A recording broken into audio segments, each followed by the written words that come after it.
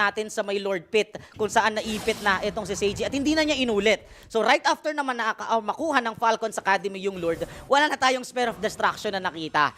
Di ba? So far, ang idolo ang nasasaktan sa laban na to as the members of Falcons Academy right now are marching through the Lord. AOG play coming from Yobik up top. Walang tinamaan.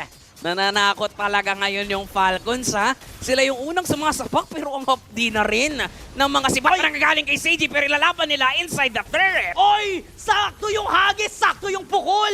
Si Seiji mismo ang tinamaan na si First Den ay nasaktan ng todo. Nilalagas na ng Falcons Academy ang kupunan ng RRQ Kaito. And Falcons Academy, ladies and gentlemen, is now on the roll getting the game number 1. Pero naubusan sila ng minions. Sa may mid lane na lang ang punta nila. Kahit baguhan kami may disiplina. Yan ang pinapakita dito ng Falcons Academy at inintay lang nila ang bagong grupo ng minions at tinapos yata ang laban. And there you have it.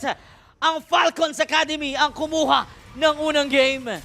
Idol namin kayo pero hindi kami magpapatalo sa inyo. Winelcome nila ang kanilang sarili sa MDL Philippines Season